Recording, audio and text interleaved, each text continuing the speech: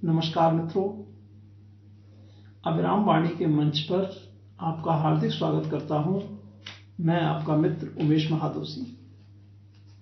समकालीन लोककथा स्वर्ण जयंती आयोजन के अंतर्गत प्रस्तुत है कार्यक्रम स्वर्ण जयंती लोककथाएं, यानी समकालीन लोककथा की 50 वर्षीय सृजन यात्रा और उसके परिणाम का प्रतिनिधित्व करती लोककथाएं। इन लोककथाओं में समकालीन लोककथा की सभी पीढ़ियों का प्रतिनिधित्व शामिल है। इस प्रस्तुति में हमारी दृष्टि एक ओर लोककथा में अनुभूति की सघनता, बदलते जीवन मूल्यों की शाश्वतता और अपने समय की जड़ता को चुनौती देती अभिव्यक्ति पर है, तो दूसरी ओर विगत 50 वर्षों में समकालीन लोककथा के रूप स्वरूप में हुए परिवर्तनों एवं परिवर्धन का नोट लेना भी हम आवश्यक समझते हैं।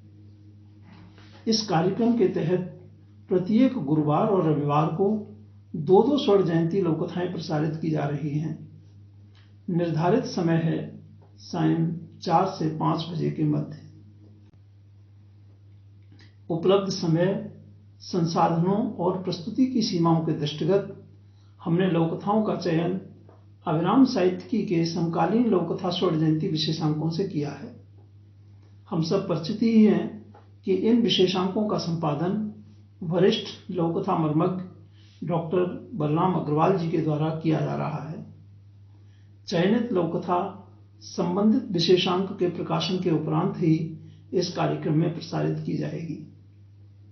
हमारा यह भी प्रयास है कि इस प्रस्तुति की बहुसंख्यक लोककथाएं सामान्य पाठक की पसंद भी बन सकें।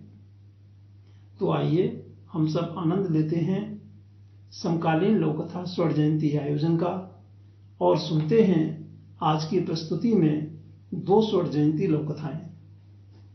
लोककथाओं का वाचन उमेश महादोशी यानी मेरे द्वारा किया जा रहा है।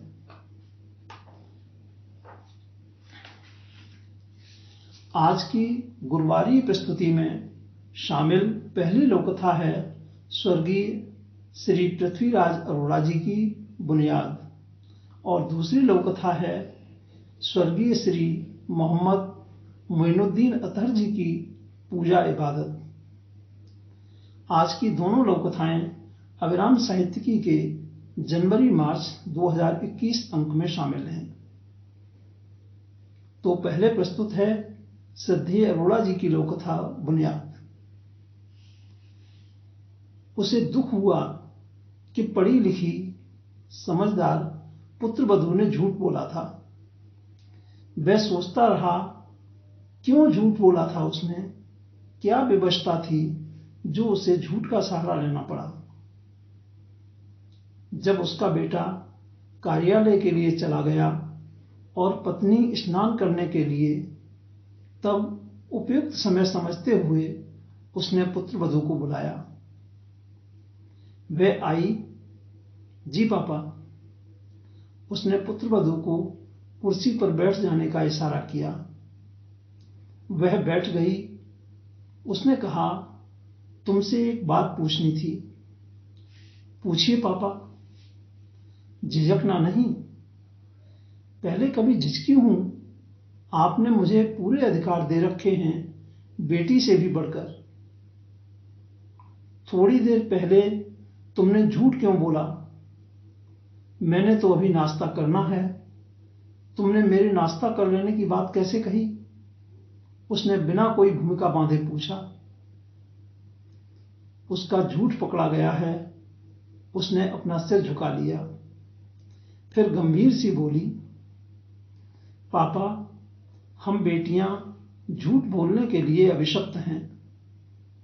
माएं भी गृहस्थी में दरार ना पड़े इसलिए हमें ऐसी ही सीख देती हैं। वह थोड़ा रुकी, भूत को दोहराया, भाई के लिए नाश्ता बनाने में देर हो रही है। वह नाराज न हो, कोई बहाना बना डालो। पापा को कोई काम वक्त पर न हो पाया हो तो झूठ का सहारा लो। आज भी ऐसा ही हुआ। नाश्ता बनाने में देर हो रही थी। इनके ऑफिस का वक्त हो गया था। ये नाराज होने को थे कि मैंने आपको नाश्ता करवाने की वजह से देर हो जाने की बात कह डाली। आपका जिक्र आते ही ये चुप हो गए। उसने विराम लिया, फिर निगाह उठाकर ससुर को देखा और कहा, सुबह सुबह कलह होने से बच गई। और मैं क्या करती पापा?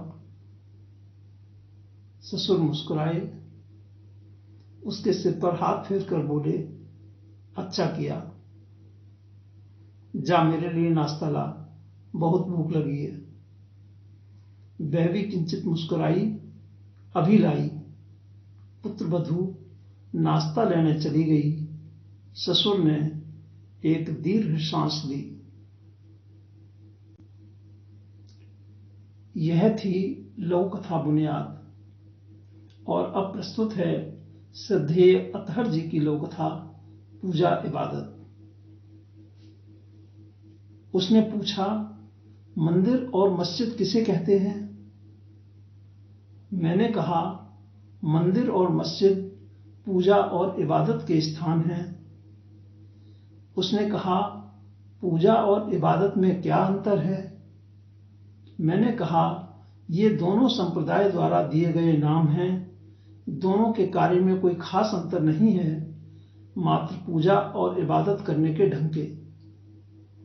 उसने कहा, ये दोनों संप्रदाय कौन हैं? मैंने कहा, इंसान हैं। उसने पूछा, फिर झगड़ा किस बात का है? चुप्पी छा गई। तो यह थी स्वर्गीय श्री मोहम्मद मोइनुद्दीन अतहर जी की लघु कथा पूजा इबादत। इसी के साथ हम लेते हैं आपसे विदा। आगामी रविवार को 2 और स्वर्ण जयंती लघु कथाओं के साथ फिर होगी मुलाकात। समकालीन लघु कथा स्वर्ण जयंती की हार्दिक शुभकामनाएं। नमस्कार मित्रों।